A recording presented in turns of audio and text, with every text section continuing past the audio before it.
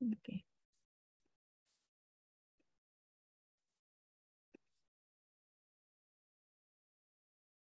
Oke ya. Ya, kita belajar bagian kedua dari larutan non ideal, ya kan? Nah, minggu lalu kita sudah belajar bagaimana perbedaan antara larutan ideal dan larutan non ideal ya. Nah, yang pertama itu perbedaannya kalau larutan ideal itu interaksinya identik atau tidak ada. Nah, sementara di larutan non ideal ini gaya tarik antar molekul itu harus diperhitungkan. Itu yang pertama. Nah, yang kedua, untuk larutan yang ideal, dia itu delta H-nya entalpinya sama dengan 0. Ya.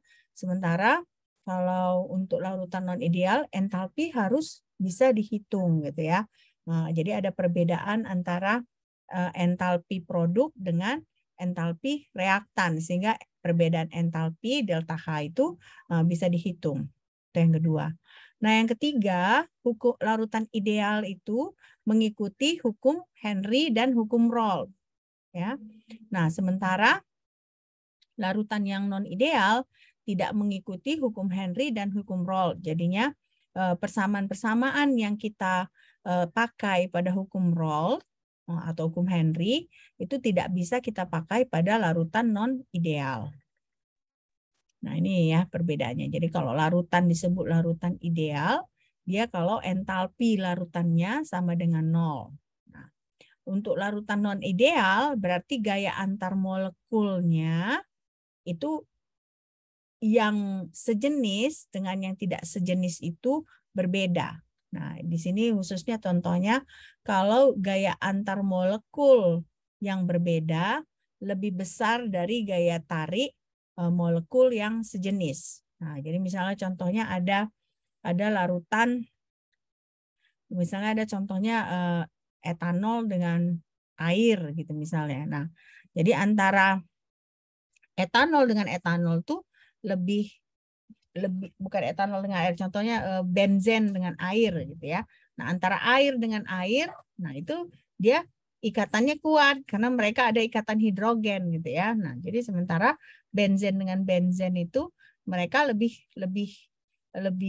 antara benzen dengan air itu mereka kurang kuat karena benzen itu non polar, nah sementara air adalah polar. Nah, itu contoh di mana kalau daya tarik antara molekul yang sama dengan yang berbeda itu tidak sama besarnya ya. Nah, baru kita belajar lagi ada eksotermik dan endotermik. Nah, sedikit kita udah singgung minggu lalu. Kalau eksotermik itu entalpinya lebih kecil dari 0. Nah, di sini gaya tarik antar molekul yang berbeda ya lebih lemah daripada gaya tarik antar molekul yang sejenis. Nah, yang terjadi di situ entalpinya lebih kecil dari 0. Nah, kalau endotermik nah biasanya di sini larutan non ideal, dia memiliki entalpi lebih besar, jadi entalpi dari larutannya itu lebih besar daripada komponen murninya.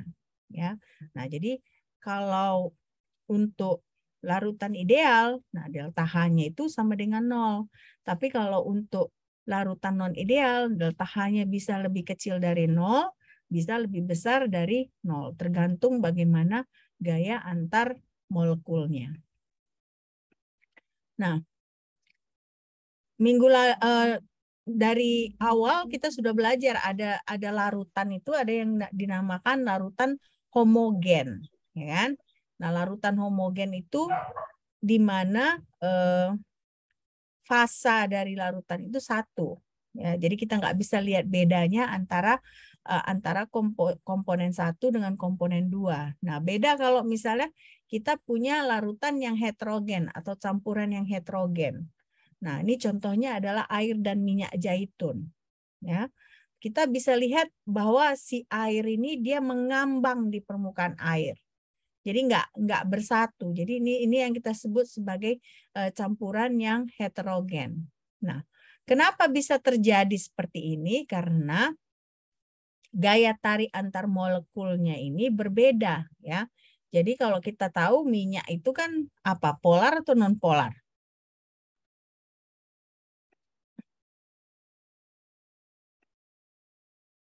Minyak itu polar atau non polar?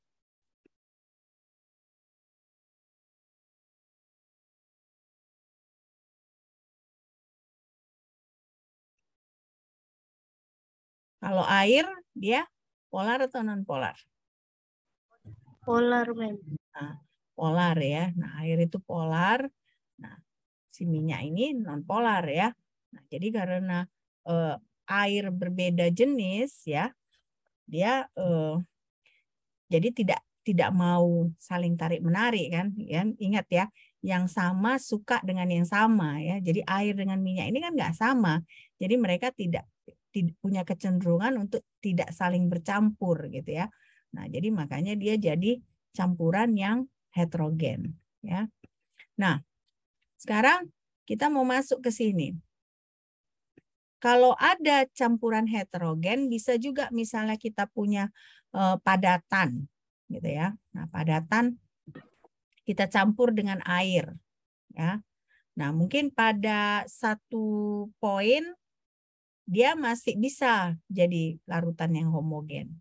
Tetapi ada kalanya dia kalau misalnya sampai kepada titik jenuhnya, ya kan, si padatan tersebut bisa tidak lagi larut di dalam pelarutnya. Nah, jadi kenapa bisa itu terjadi? Karena ketika si padatan itu tidak dapat melarut lagi, berarti si padatan itu tidak lagi berinteraksi dengan pelarut.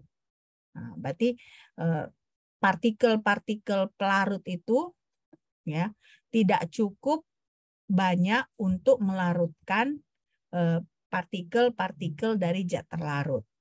Nah, jadi makanya kalau ada misalnya suatu larutan, nah ya, dia akhirnya ada terjadi endapan, nah itu berarti tidak cukup interaksi antara pelarut dengan zat terlarut.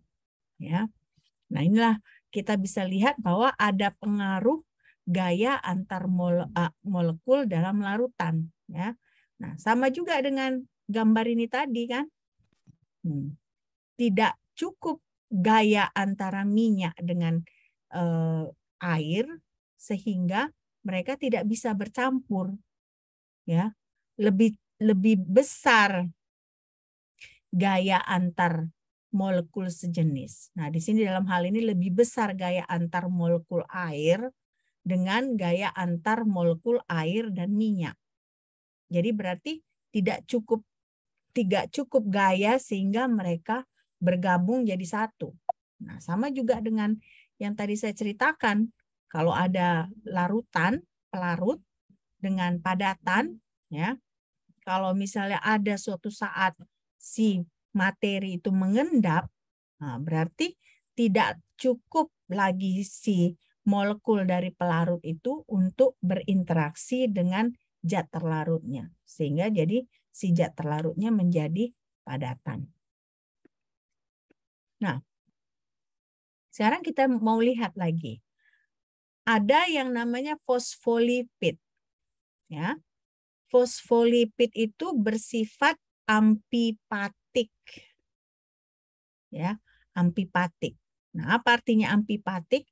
Amfipatik itu berarti dalam satu molekul dia ada yang bersifat hidrofilik, ada bersifat hidrofobik. Kalau hidro itu apa artinya? Air, Mem. Hidro air. Nah, berarti kalau hidrofilik dia bagaimana dengan air? Hidrofilik. Fili kalau dalam bahasa Latin itu apa? Suka ya, suka kan. Nah, berarti hidrofilik itu dia suka akan air. Nah, berarti fobia kan itu takut ya. Nah, berarti hidrofobik itu berarti tidak suka dengan air kan. Nah, jadi bagaimana kita menjelaskan kok bisa fosfolipid ini dia amfipatik? Jadi dia bisa hidrofilik, bisa hidrofobik dalam bentuk satu molekul. Nah, fosfolipid ini adalah bahan penyusun membran sel. Jadi kulit-kulit kita ini, di bawah kulit kita ini kan ada kayak lapisan lemak itu adalah fosfolipid ya. penyusun membran sel. Nah, dia bersifat amfipatik, dia bersifat hidrofilik dan hidrofobik. Nah, cara kita menjelaskannya adalah kita lihat strukturnya. Nah, ini secara sederhana strukturnya ini seperti ini. Nah, kepalanya ini adalah fosfat. Ya, berarti PO42 negatif. Nah, kalau PO42 negatif berarti kan ada charge-nya ya kan? Ada muatannya. Kalau ada muatannya kan berarti dia polar. Nah, jadi kepalanya ini dia bersifat polar. Nah, sementaranya ya ekornya ini dia merupakan two fatty acid tail. Berarti dia ini rantai karbon yang panjang. Ya, rantai karbon yang panjang. Nah, biasanya kalau rantai karbon yang panjang itu kita sebut dia kita kategorikan sebagai nonpolar. Ya, nonpolar. Nah, jadi kenapa si fosfolipid ini dia bisa bersifat hidrofobik dan hidrofilik? Karena pertama, dia punya kepala yang ada muatannya, ada ioniknya, makanya dia bersifat polar. Nah, otomatis kepala ini bisa berinteraksi dengan air. Ya kan? Polar suka dengan polar. Nah, sementara itu dalam satu struktur yang sama, si fosfolipid ini juga punya kaki, punya ekor. Nah, ekornya ini merupakan rantai karbon yang panjang, yang bersifat nonpolar. Nah, berarti si ekornya ini, dia tidak suka dengan air, karena dia bersifat hidrofobik. Nah, jadi makanya ini penjelasannya kenapa si fosfolipid ini, dia bisa bersifat hidrofobik, dia bisa juga bersifat hidrofilik karena kita lihat dari struktur molekulnya yang memiliki kepala yang bersifat ionik. Nah, sementara ekornya ini itu adalah hidrofobik karena adalah rantai karbon yang panjang. Ya. Nah, inilah penjelasan dari fosfolipid. Nah, jadi kalau kita perhatikan fosfat ini dia ada muatan net negatifnya. Jadi PO4 kan PO4 3 negatif. Nah, karena dia PO4 3 negatif, nah berarti hidrogen dari air bisa ditariknya, ya. Jadi dia suka air karena dia menarik hidrogen dari air. Sementara kalau ekornya ini dia nonpolar karena hidrokarbon ya, tidak ada muatannya. Nah, otomatis karena dia tidak ada muatan, karena dia nonpolar, nah jadi dia menolak air ya. Karena nggak akan mungkin sesuatu yang berbeda. Nah, dalam hal ini kalau polar ya nggak akan mungkin menarik yang nonpolar. Nah, jadi kalau kepala ini otomatis karena dia polar, dia suka air, air itu polar, nah dia berinteraksi dengan air. Tapi hidrokarbon ini kan rantai panjang. Nah, dia bersifat nonpolar karena dia tidak ada muatannya ya. Jadi otomatis nonpolar dia tidak akan bisa berinteraksi dengan air yang merupakan polar. Ya. Sampai di sini ada pertanyaan? Enggak? Oke. Nah, sekarang saya skip aja ya, karena nggak ada. Oke. Nah, sekarang kita masuk ke problem 1.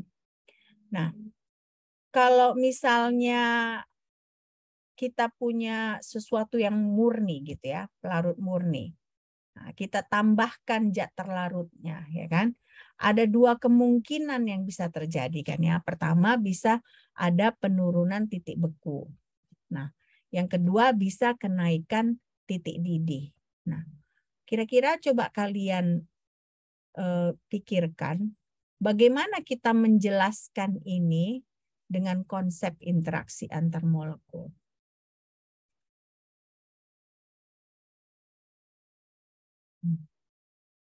Jadi kenapa menurut konsep interaksi antar molekul ketika sesuatu dicampur itu titik didihnya naik atau titik bekunya turun?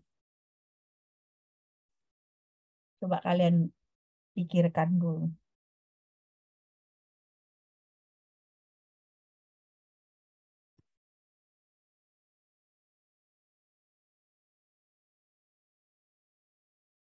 Kenapa?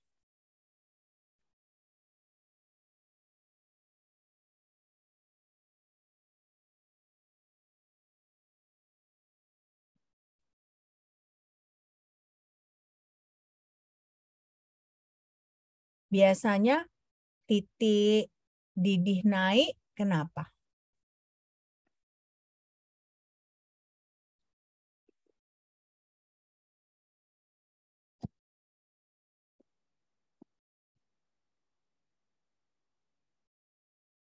Coba kalian, saya kasih waktu 5 menit ya. Nanti salah satu mohon menjawab pertanyaan saya.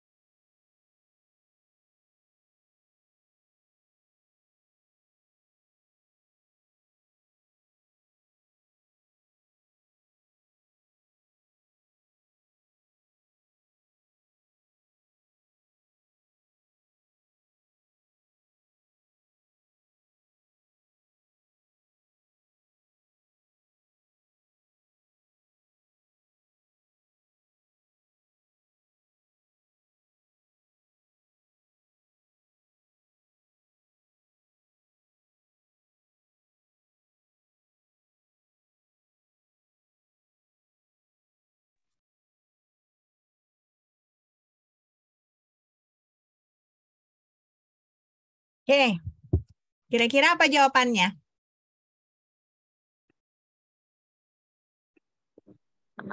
Bu, Siapa ini yang mau jawab? Nur Fadilah. tadi Ibu bilang kan kalau misalnya dia nggak hanya air murni kan, dia kayak ditambahkan sebuah ion dalam larut kan, gitu kan?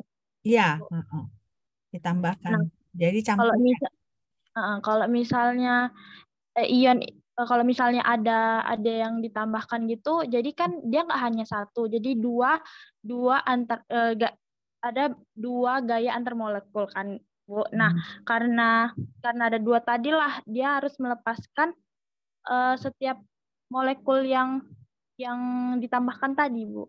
Mana bilang? Jadi kalau berdasarkan konsep interaksi antar molekul bagaimana? Jadi kalau misalnya kita tambahkan ion, ya kan? Kita tambahkan ion ke si air itu ya. Nah, berarti kan ada gaya sesama pelarut, misalnya air, gaya sesama air. Nah, selain ada gaya sesama air, berarti kan ada gaya antara si ion itu dengan si air tersebut, ya kan? Nah, berarti akibatnya lebih besar energi yang dibutuhkan untuk melepaskan gaya tersebut, ya kan? Makanya di sini ada kenaikan titik didih, ya kan? Kenaikan titik didih. Karena kan kalau kenaikan titik didih kan berarti kita berusaha mendidihkan, berarti kita kan berusaha mengubah fasa dari larutan tersebut kan, mengubah fasa dari fasa apa ke apa? Fasa cair ke fasa gas. Fasa cair ke fasa gas, ya kan? Nah, berarti kalau misalnya lebih banyak interaksi antar molekul, berarti kan lebih banyak dibutuhkan energi untuk melepaskan interaksi intermolekul supaya si molekul itu berubah dari fasa cair atau ke fase gas. Nah, makanya akhirnya ada kenaikan titik didih, ya. Nah, sama juga dengan penurunan titik beku, ya kan? Kalau kita punya air itu kan biasa titik bekunya 0 derajat Celcius, ya kan? Nah, kalau kita tambah ion yang lain, nah biasa kan titik didihnya dia titik bekunya dia menurun. Nah, kenapa? Karena berarti kan antara ion dengan, kan kita harus mengubah berarti kan fase cair menjadi fase apa kalau titik beku? Fase padat. Nah, fase padat kan. Nah, berarti kan kita harus mengatur ulang molekulnya, ya kan? Kalau fase cair itu kan biasanya molekulnya itu tidak serapi kalau fase padatan gitu kan. Nah, berarti kalau kita mau membekukan, mau mengubah kepadatan kan dibutuhkan energi untuk mengatur ulang si partikel itu karena sudah ada tambahan ionnya kan. Nah, akibatnya kan berarti kalau energi yang dibutuhkan lebih banyak, ya kan, untuk mengatasi interaksi antar molekul ini, berarti kan otomatis titik didih, titik beku yang akan diperlukan untuk mengubah fase dari larutan tersebut juga lebih rendah, gitu kan. Nah, itulah caranya kita menjawab bagaimana penurunan titik beku atau kenaikan titik didih berdasarkan konsep interaksi antar molekul. Ya.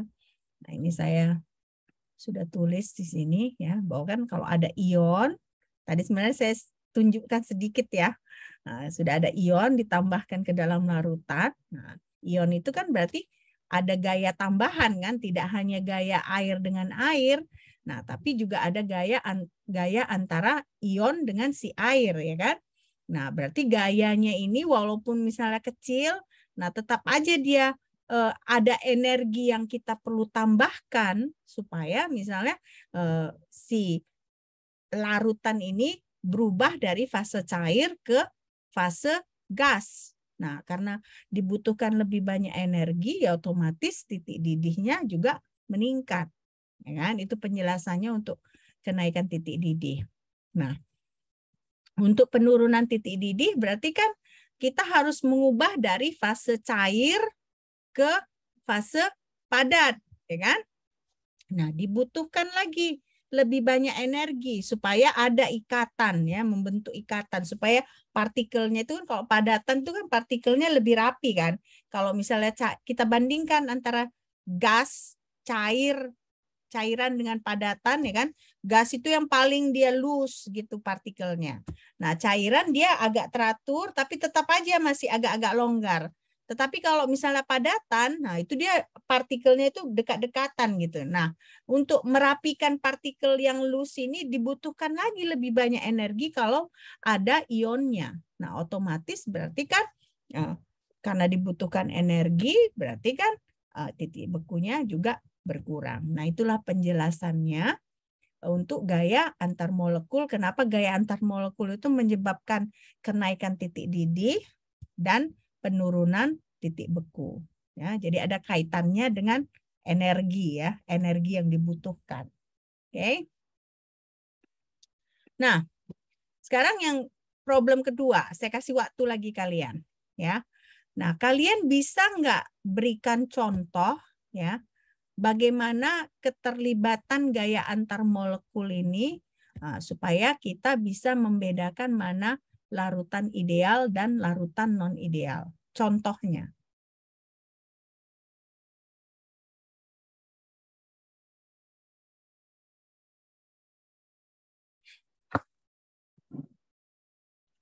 Bagaimana contohnya?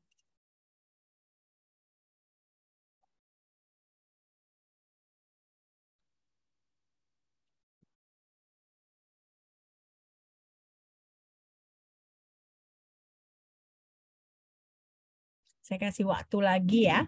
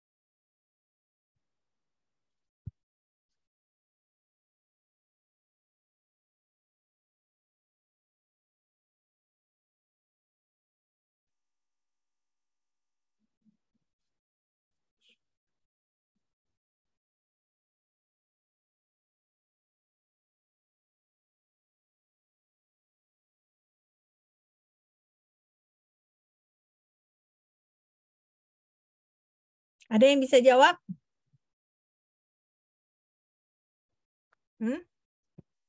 Ada? Kenapa? Kok pada nggak apa? Kenapa ini? Kok nggak bisa jawab? Hah? Kira-kira kenapa?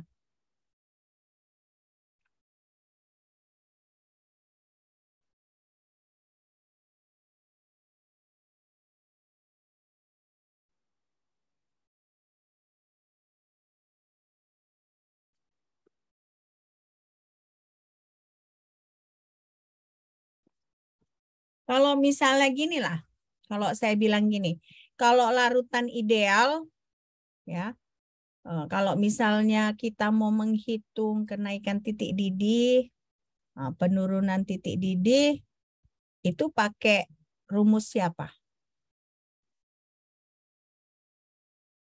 Pakai hukum apa? Hukum Rolle. Hukum Rolle, ya. Nah, berarti kalau kita berbicara kenaikan titik didih, penurunan titik beku dari larutan non ideal, apakah bisa kita memakai hukum Rolle?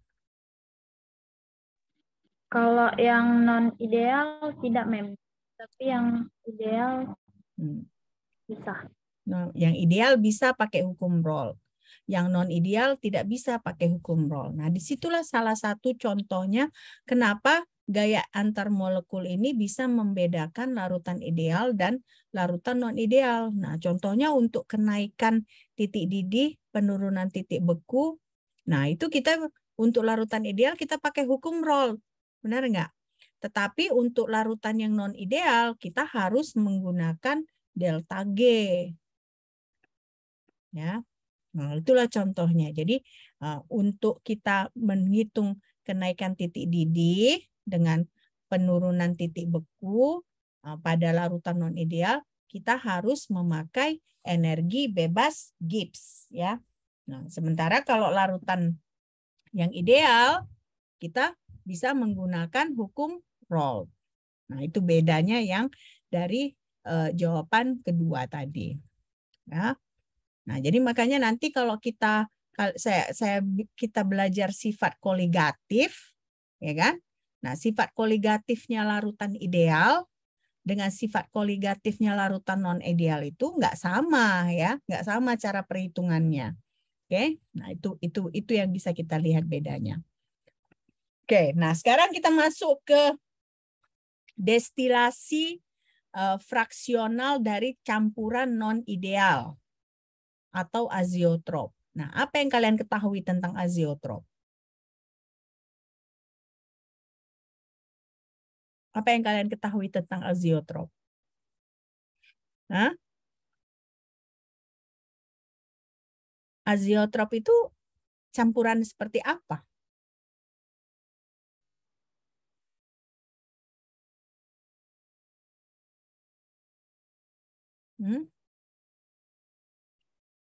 Aziotrop itu campuran seperti apa? Ini kan disebut campuran non ideal, berarti dia tidak mengikuti hukum Raoult ataupun hukum Henry, ya kan? Itu yang jelas satu. Nah, tapi bagaimana karakteristiknya campuran aziotrop ini kan? Kalau kita berbicara destilasi, kita berbicara pemisahan, ya kan? Pemisahan dua komponen ya, berdasarkan titik didih. Nah, kalau campuran aziotrop ini apa uniknya di destilasi? Tidak bisa dipisahkan. Izin, Men. Izinnya kenapa? Izin menjawab? Silahkan. Nah, kenapa? Tadi ada yang menjawab udah kan? Nah, jadi kalau di destilasi, bagaimana campuran aziotrop ini? Tidak dapat dipisahkan ya. Tidak bisa dipisahkan ya. Nah, tidak bisa dipisahkan 100%. Nah, bisa dipisahkan, tetapi dia selalu ada maksimumnya ya, maksimumnya. Maksimumnya nggak akan bisa 100% ya. Jadi dia mungkin untuk beberapa aziotrop ada yang dia hanya bisa sampai 90-an%. Nah, ada juga yang beberapa aziotrop ada bisa 60-an%. Kenapa? Karena dia campurannya aziotrop. Nah, berarti aziotrop ini kira-kira definisinya apa?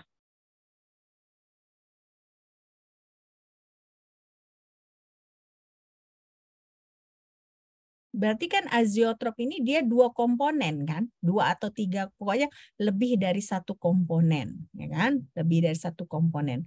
Nah, biasanya kalau lebih dari satu komponen itu ketika kita memisahkan itu titik didihnya kan nggak konstan. Ya kan?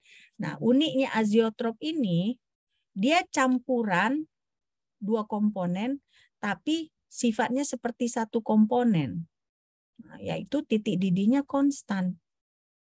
Ya, titik didihnya konstan.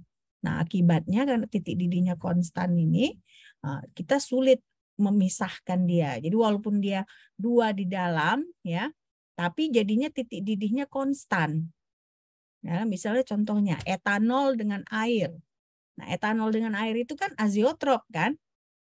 Nah, etanol itu titik didihnya sekitar berapa? Sekitar 78,5 derajat Celcius. Nah, sementara air itu titik didihnya 100 derajat Celcius. Begitu kita campur air dengan etanol, titik didihnya menjadi 78,2 derajat Celcius. Ya. Nah, jadi makanya dia campuran tapi titik didihnya konstan, jadi sifatnya seperti dia larutan murni, ya. Nah, makanya disebut sebagai aziotrop. Nah, nantinya aziotrop ini ada dua penyimpangan hukum Raoult-nya. Pertama, dia penyimpangan positif, ya kan? Nah, penyimpangan positif ini berarti titik didih dari si campuran itu lebih rendah dari titik didih pelarut komponennya. Ya, misalnya kita punya A atau B. Nah, titik didih campuran A dan B ini lebih rendah dari titik didih A atau titik didih B. Nah, itulah dia penyimpangan positif dari hukum Raoult.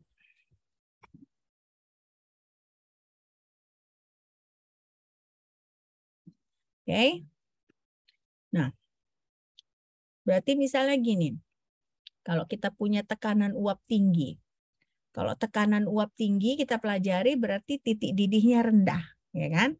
titik didihnya rendah. Berarti kalau titik didihnya rendah, molekulnya dapat lepas dengan mudah. Nah, kalau bisa lepas dengan mudah, nah otomatis tidak perlu banyak kita memanaskan campuran ya, supaya misalnya gaya tarik antar molekulnya itu bisa lepas gitu ya. Nah, makanya selalu kita bilang titik tekanan uap tinggi, titik didih rendah.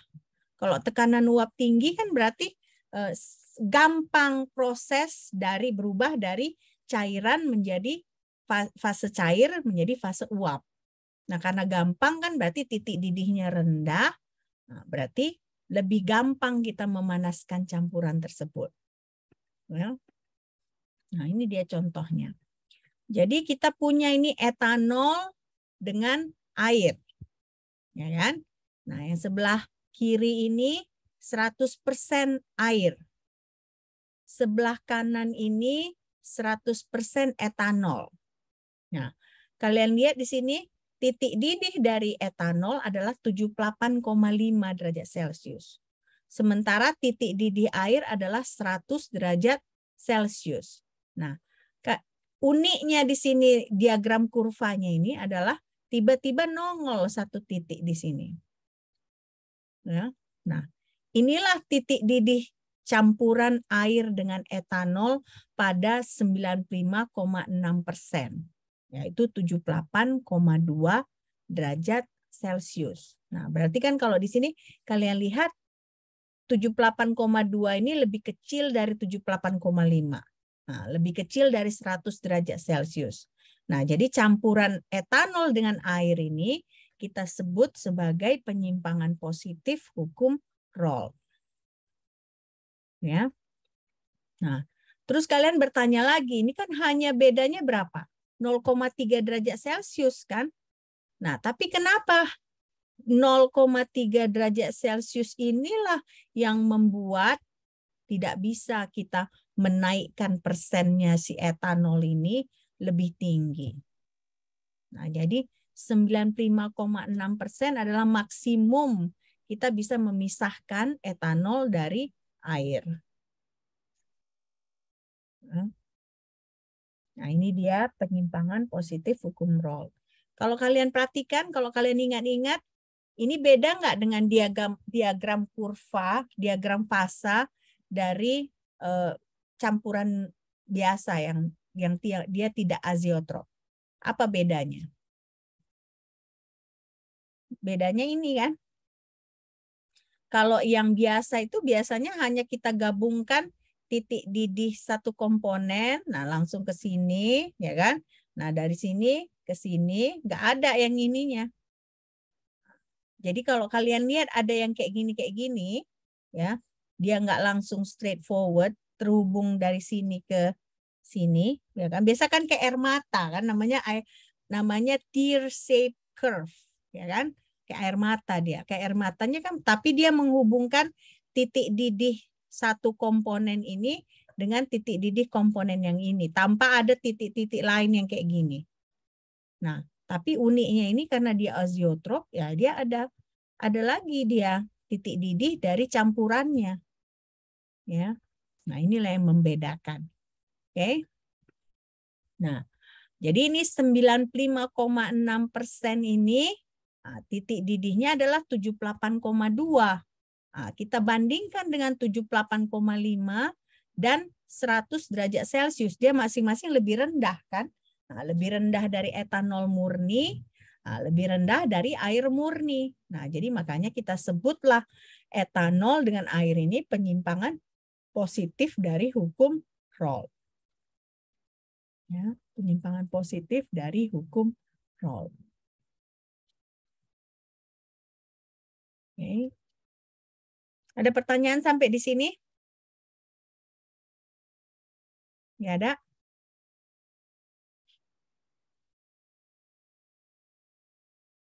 Kalian udah pernah melakukan destilasi nggak?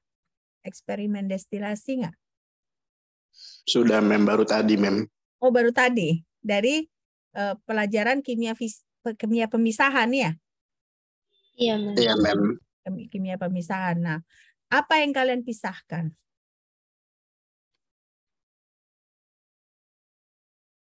Apa yang kalian pisahkan tadi? Tadi sampelnya kami pakai alkohol, Mem. Alkohol. Apa jenis alkoholnya?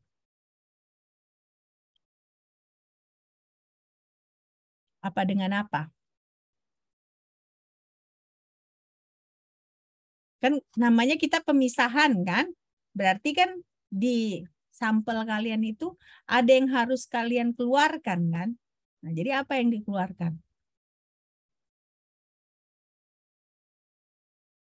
Ayo, kok tadi kan kalian udah mengerjakan, benar? Udah mengerjakan kan? Masih kelompok 1, Mem. Masih kelompok 1. Oh, Bagi, Mem. kelompok 1 siapa? Kelompok 1. Berarti yang lain belum praktikum gitu? Judul yang lain, Mem. Judul yang lain. Oke, yang kelompok 1 siapa aja? Menti, Mem. Menti. Nah, Menti. Coba Menti tadi sampelnya alkohol, tapi bukan alkohol melulu kan? Berarti ada campurannya, benar nggak? Alkoholnya itu bir hitam, Mem. Bir hitam. Oh, berarti kalian mau memisahkan alkohol dari si bir itu, gitu ya? Iya, Mem. Oke. Nah, bisa nggak dapat kalian tadi alkoholnya 100%?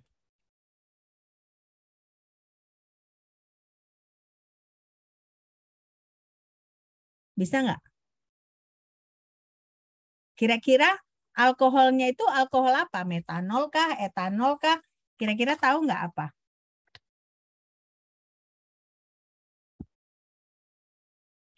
Nah, sesudah kalian pisahkan bir hitam itu, destilatnya warna apa?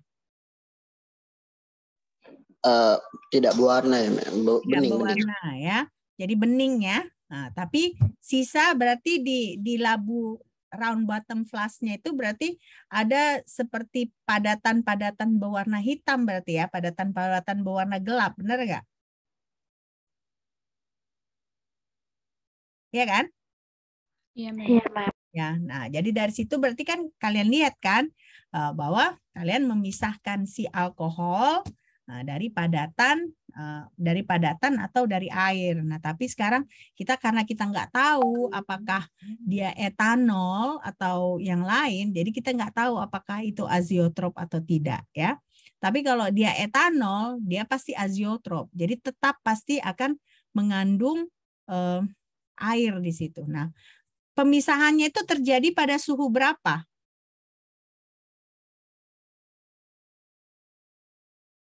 Pada suhu berapa? Kan kalian taruh termometer nggak di situ? Suhu 80. Berapa? 80, Mem. 80. Berarti kisaran seperti ini ya. Ini kan 78,2 ya kisaran. Berarti alkohol rantai pendek ya. Nah, bisa metanol, bisa etanol gitu ya. Nah, jadi kalian seperti itu kalian harus melihat dari destilasi ini ya. Nah, tadi dia warnanya hitam, kalian bilang kan, bir hitam. Nah, sesudah kalian destilasi, dia jadi bening. Nah, tapi di satu sisi dia ada sisanya padatan dengan sedikit cairan, benar nggak?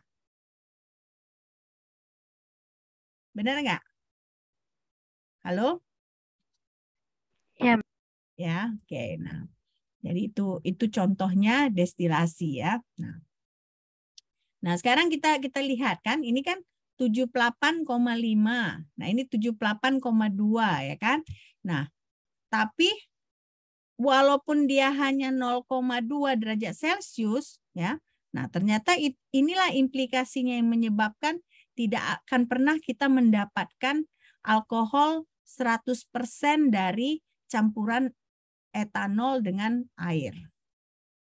Ya, karena dia azeotrop dan karena titik didihnya konstan pada 78,2 derajat Celcius.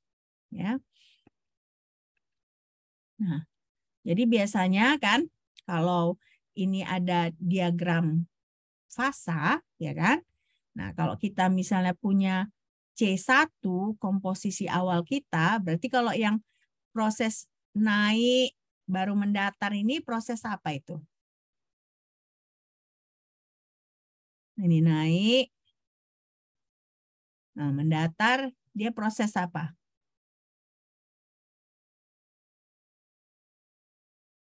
proses perubahan dari cair menjadi uap, ya kan? Nah, ini berarti kita naikkan temperaturnya, ya kan? Kita didihkan. Nah, di sini dia sudah berubah dari cair ke uap. Nah, kalau proses yang dari atas ini ke bawah, proses apa namanya? Nah, kalian yang sudah melakukan itu tadi, ketika kalian melakukan, dialirin air enggak saat melakukan destilasi? Dialirin air kan? Nah, kalian panaskan, ya kan? Kalian panaskan sampel kalian. Nah, berarti ketika dipanaskan kan berubah dari cair ke fase uap, ya kan? Nah, inilah dia kan, cair ke fase uap. Nah, begitu dari fase uap, dia melewati kondensor, ya kan? Nah, kondensor itu kan kalian alirin air, ya kan? Tapi tidak bercampur dengan sampel kalian kan? Dia di luar dindingnya itu kan dialirin air. Nah, apa yang terjadi prosesnya itu dari sini ke sini berarti? Perubahan dari gas ke cair balik kan? Atau apa namanya itu? Kondensasi ya, kondensasi kan. Nah, jadi dari sini kita perubahan penguapan kan, namanya penguapan karena dari cair menjadi gas. Nah, begitu sampai pada titik ini kita turun ke bawah, kita alirin air, berarti dari gas berubah menjadi cair kembali. Nah, itulah kondensasi. Nah, ini seterusnya nanti kan. Udah sampai di sini, kita naikkan lagi sampai di sini. Nah, berarti pendidihan kita tarik ke sini, berubah dari fase cair ke fase gas. Nah, baru dari gas kita dinginkan, berubah jadi si cair balik. Nah, kita ulang lagi. Nah, sampai akhirnya kita sampai di posisi yang ini. Nah, untuk azeotrop etanol air, disinilah cuman bisa. Sampai di sinilah, sampai titik ini cuma bisa kita melakukan distilasi. Ya. Nah, kalaupun kita mau menaikkan persentase etanol ini, nggak bisa lagi kita pakai proses destilasi. Jadi yang kita pakai adalah kita masukkan senyawa yang bisa menyerap air, nah, baru kita saring. Nah, itulah satu-satunya cara untuk meningkatkan si persentase ini. Makanya kalau kalian pergi ke toko kimia, mahal nggak etanol? Mahal nggak? Mahal, Mem. Mahal kan? Nah, semakin tinggi kadar kemurniannya, semakin mahal. Karena berarti kalau ini kan kita udah dapatkan lah ini dari proses destilasi. Kita mau naikkan lagi kadar persentasinya mungkin ke 98%. Berarti kita harus tambahkan dry agent. Nah, dry agent chemical namanya. Jadi si dry agent itu yang menarik air, kita saring, nah sudahlah keluar berarti sebagian air yang dari sini.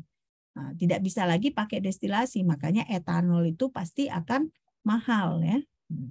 Kan mahal. Nah, jadi makanya di sini kita dapatkan proses ini, ya kan? Nah, inilah namanya proses,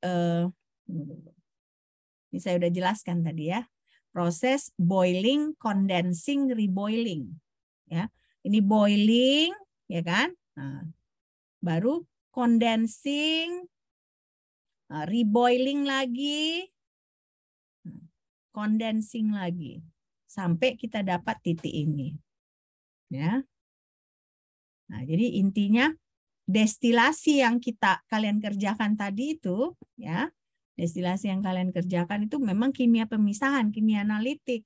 Tapi konsepnya juga ada konsep kimia fisika di situ, yaitu diagram fase ini, ya. Nah, diagram fase. Oke, ngerti kan sampai di sini? Oke, Mem. Ya. Nah, oke, ini saya udah jelaskan. Nah, jadi tidak mungkin mendapatkan etanol murni, ya, dengan proses destilasi. Nah, jadi maksimum hanya 95,6%. Nah, kenapa? Karena etanol dan air ini dia mendidih seperti cairan murni. Titik didihnya konstan. Berapa tadi titik didihnya? Berapa titik didihnya tadi? Campuran etanol dengan air. 78,2. 8,2 derajat Celcius ya. Nah, berarti dia penyimpangan positif hukum Rolle. ya. Oke. Nah, sekarang kita masuk lagi ke, jadi ini definisinya. Jadi campuran aziotrop itu adalah campuran dengan titik didih yang konstan. Nah, jadi karena dia titik didihnya konstan, nah akibatnya sifatnya seperti campuran murni, enggak seperti, jadi seperti sesuatu yang murni gitu, yang tidak campuran gitu. Ya, karena titik didihnya konstan. Nah, inilah aziotropik itu. Oke. Nah, sekarang kalau kita misalnya punya aziotrop etanol dengan air, ya kan? Nah, di destilat itu selalu yang kita dapat itu campuran etanol dengan air. Ya. Tetapi di labu yang awal yang sampel kita taruh itu, ya, kita bisa dapatkan 100% air. Ya. Jadi pada akhir destilasi, nah, ketika kita sudah dapatkan 95,6% etanol, di labu destilat itu yang ada itu adalah 100% air. Nah, jadi hanya yang destilatnya itu yang nggak bisa kita pisahkan ya. Tapi si air murni itu bisa kita dapatkan. Ya, jadi ini implikasinya kalau kita mempunyai larutan etanol encer. Ya. Ini misalnya. Kan kita taruh di sini campuran etanol dengan air, ya kan? Nah, kita lakukanlah destilasi, kan ada water out, water in, ya kan? Akhirnya kita dapatlah etanol di sini. Tapi etanol yang di sini tidak akan murni yang kita dapat. Etanolnya yang kita dapat 95,6%. Tetapi pada akhir destilasi, di sini ini tinggal adalah air yang 100%. Ya. Jadi etanol, jadi airnya yang kita tidak bisa keluarkan dari etanol. Tapi etanol ini bisa tinggal di sini, ya. Karena kan titik didih air itu lebih tinggi kan, 100 derajat Celcius kan. Jadi tidak akan bisa dia maksudnya dia akan tinggal 100% di dalam round bottom plus ini. Oke. Nah, sekarang kita masuk ke penyimpangan kedua, penyimpangan negatif. Ya. Tadi kan penyimpangan positif kalian lihat titik didihnya lebih rendah, ya kan? Lebih rendah dari si murninya gitu ya. Nah, sekarang kalau penyimpangan negatif, titik didih campurannya ini lebih tinggi, ya. Nah, kita punya di sini air. Nah, air 100 derajat Celcius titik didihnya. Terus yang satu lagi kita punya asam nitrat. Asam nitrat itu titik didihnya 86 derajat Celcius. Nah, campuran dari air dengan asam nitrat itu titik didihnya adalah 120 derajat Celcius. Ya, ini 120,5. Nah, jadi di sini kita lihat titik didih dari campurannya lebih tinggi dari titik didih komponen murninya. Ya. Nah, inilah yang kita sebut sebagai penyimpangan negatif hukum Rolle. Nah, berarti asam nitrat dan air ini membentuk campuran di mana partikel-partikelnya sulit dipecah. Nah, kalau sulit dipecah akibatnya kan titik didihnya lebih tinggi. Kalau tadi kan asam etanol dengan air bisalah kita capai 95,6% ya. Nah, kalau untuk nitric acid itu batasnya itu 68%. Jadi kalau kita punya asam nitrat encer, kita lakukan destilasi, Nah, paling konsentrat kita bisa dapat adalah 68% asam nitrat. Karena asam nitrat dengan air itu adalah azeotrop. Ya. Nah, jadi campurannya titik didihnya lebih tinggi. Nah, akibatnya apa? Akibatnya butuh panas ekstra. Nah, untuk memecah gaya antar molekul si nitrat dengan si air. Ya, makanya titik didihnya lebih tinggi. Nah, akibatnya dia hanya bisa sampai 68%. Ya, 68%. Lebih tinggi dari itu nggak bisa. Ya, lebih tinggi dari itu nggak bisa.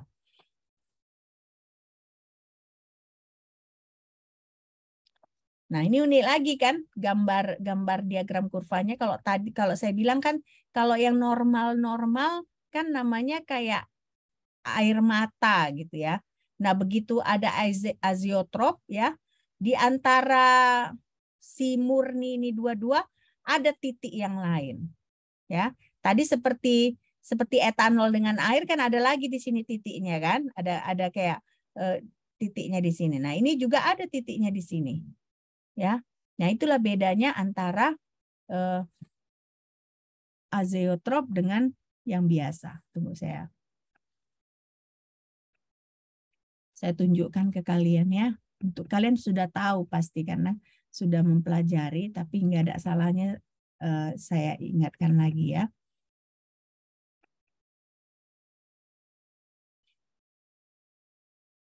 Nah, saya juga ngajar kimia pemisahan ya kan, baru masuk destilasi juga kita kan. Nah, biasanya itu ya kan. Nah, seperti ini biasanya kalau normal. Ya. Biasanya seperti ini kalau normal. Tidak ada titik-titik yang lain, ya kan? Nah, ini boiling point A, boiling point B. Nah, kita gabung, kita connect dengan line, Nah, bentuknya seperti air mata, ya kan? Makanya kita sebut tear shape curve, ya. Nah, begitu kita masuk ke azeotrop, ya kan?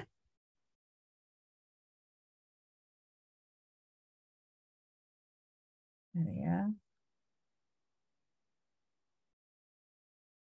Ada nggak di sini contohnya?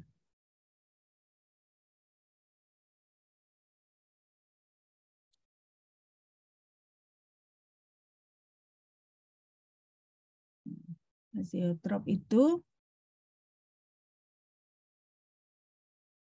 nah ini dia bentuknya, ya kan? Nah inilah azeotrop.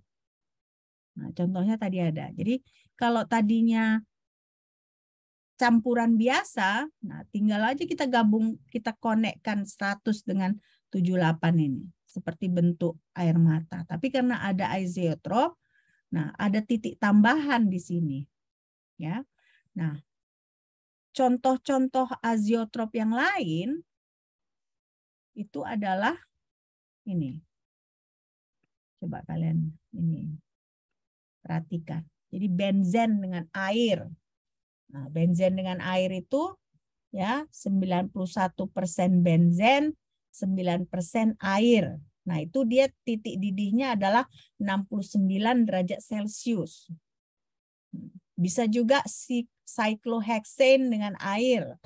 Nah, dia 70 derajat Celcius. Ya kan? Nah, malah ada yang 3 komponen dia azeotropnya. Ada yang benzen, etanol dengan air. Nah, ini titik didihnya 65 derajat Celcius, ya. Nah, baru yang ini etil asetat air dengan etanol. 70 derajat Celcius. Lalu kan bertanya lagi, apa azeotrop itu selalu hanya dengan air? Nah, ternyata enggak kan? Di sini kita lihat cyclohexane dengan etanol. Nah, benzen dengan etanol. Jadi bisa sesuatu yang enggak dengan air juga bisa. Tapi umumnya memang kalau kita lihat mayoritas azeotrop ini selalu dia dengan air. Ya. Selalu dengan air. Oke?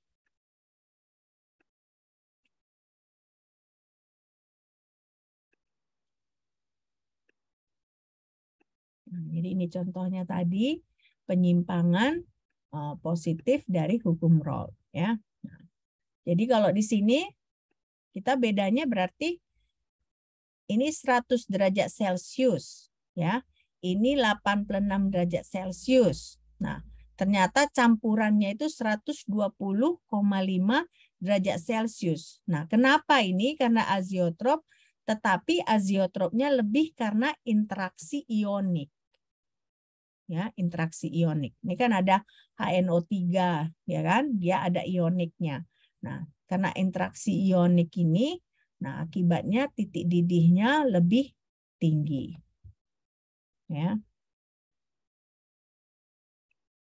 Nah, berarti kan kalian bisa lihat tadi kan, ternyata kalau ada gaya antar molekul tambahan, nah seperti interaksi ionik ini, nah adalah terjadi kenaikan titik didih. Ya kan? Nah, beda dengan misalnya kalau kalian lihat etanol dengan air. Nah, etanol dengan air sebenarnya dia tidak ada interaksi ionik kan. Nah, dia memang aziotrop tetapi dia dua-dua sama-sama polar, ya kan? Berarti interaksi antara etanol dengan airnya sendiri sudah kuat. Nah, makanya di situ dia titik didihnya lebih rendah dibandingkan dengan titik didih pelarut murninya, ya. Dibandingkan titik didih komponen murninya. Oke. Nah, sekarang kalau tadi kan kita lihat ya, kalau misalnya nitrat encer kita destilasi maksimum itu hanya bisa mencapai 68%. Ya, karena dia aziotrop ya, aziotrop. Nah, tapi kalau kita punya nitrat pekat, ya kan, nitrat pekat itu kita bisa menghasilkan nilai konsentrasi asam nitrat yang lebih murni. Nah, jadi di sini ya, kalau kita punya asam nitrat yang pekat, nah, kita lakukan destilasi, nah asam nitrat murni itu bisa kita hasilkan. Tapi kalau misalnya yang kita punya asam nitrat encer, nah, kita lakukan destilasi, tidak akan pernah kita bisa mendapatkan asam nitrat yang konsentrasinya lebih tinggi dari 68%. Ya. Oke. Nah, jadi makanya asam nitrat itu asam nitrat yang murni tidak akan pernah kita dapatkan dari asam yang encer. Nah, tidak dapat dihasilkan dari proses penyulingan. Kalau kita awalnya itu adalah asam encer. Nah, tapi ya kalau awalnya asam pekat, ya kan? Nah, kita bisa menghasilkan, jadi kalau kita misalnya asam nitrat pekat yang kita destilasi, kita bisa menghasilkan asam nitrat yang lebih murni. Ya. Oke.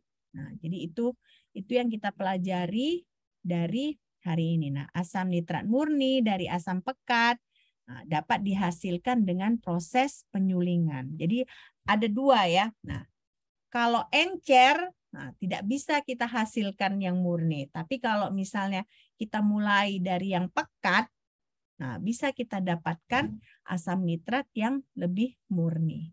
Oke. Oke, sampai di sini ada pertanyaan? Ada pertanyaan? Nggak ada? Jelas atau bagaimana? Hah? Atau saya kecepatan ngomong? Mem, ini PPT makalahnya bisa ditambahkan di Sipda, Mem. Soalnya yang dijelaskan Mem sama PPT yang ditaruh di Sipda ini buat Pak Nasir, apa, Mem? Sama, Mem. Sama, cuman yang menjelaskan di sini di PPT Pak Nasir nggak ada, Mem. Maksudnya yang menjelaskan gimana? yang di PPT Mem ini kan Mem, boleh nggak Mem di-share juga di Sipda Mem selain daripada recordingnya? Pak Nasir kan ada kan PPT-nya dia kasih kan? Ada ditaruhnya di situ kan? Enggak? Ada Mem, cuman yang di PPT Mem ada Mem, cuman ini ada yang nggak ada di PPT Pak Nasir Mem. Ada yang nggak ada? Oh, ada yang nggak lengkap gitu berarti? Iya Mem. Oke, nanti ya. Iya Mem. Ya, oke. Nah, jadi pokoknya kalian udah ngerti kan topik yang hari ini kan? Nah, ada berapa jenis aziotrop tadi kita pelajari? Ada berapa jenis aziotrop yang kita pelajari tadi? Ada 2 ya kan? Nah, penyimpangan positif dari hukum Rolle dengan penyimpangan negatif dari Rolle. Nah, penyimpangan positif tadi berarti yang mana dengan mana? Misalnya dengan air dengan etanol tadi, Mem. Air dengan etanol dia merupakan penyimpangan positif ya. Nah, apa akibatnya? Apa akibatnya kalau turun ya Mem titik didihnya. Titik didihnya lebih rendah dari komponen murninya ya kan. Nah, sekarang yang kedua itu tadi dia penyimpangan negatif dari hukum Rolle. Nah, contohnya apa? Tadi asam nitrat sama air. Air Mem. Nitrat dengan air. Nah, akibatnya kalau penyimpangan positif, bagaimana titik didih campurannya? Titik didih campurannya lebih tinggi dari titik didih kedua komponen. Nah, titik didih campurannya lebih tinggi. Nah, tadi kan kita lihat kan kalau air 100 derajat Celcius, nah sementara asam nitrat dia 86 derajat Celcius. Nah, tapi campurannya tadi sekitar 120,5 derajat Celcius ya. Nah, kenapa dia titik didihnya tinggi? Akibat interaksi apa tadi? Interaksi ioniknya. Oke, nah baru berarti karena dari itu kalau kita punya asam nitrat encer tidak akan bisa kita dapatkan asam nitrat yang murni melalui proses destilasi. Tapi kalau kita mulai dengan asam nitrat yang pekat, kita destilasi, kita bisa mendapatkan asam nitrat yang lebih murni ya. Oke. Nah, jadi ada pertanyaan sampai di sini? Nggak ada? Nah, nggak terasa ya. Ini udah pertemuan ke-5. Nah, 2 kali lagi kita kuliah. Selanjutnya kita udah ujian ya, UTS ya. Nah, jadi jangan ditunda-tunda lagi. Pelajari. Nah, ada buku Atkins nggak kalian? Ada yang punya buku Atkins? Nah, di buku Atkins yang edisi ke-11 ya, kalian bisa lihat chapter 5. Nah, jadi larutan non-ideal itu ada di chapter 5, bab 5. Nah, jadi kalian bisa mulai pelajari, latihan-latihan soal. Ya, oke? Bisa ya? Oke, ya udah. Sampai jumpa kalau tidak ada pertanyaan. Nah, saya izin tutup Zoom ini. Oke, bye.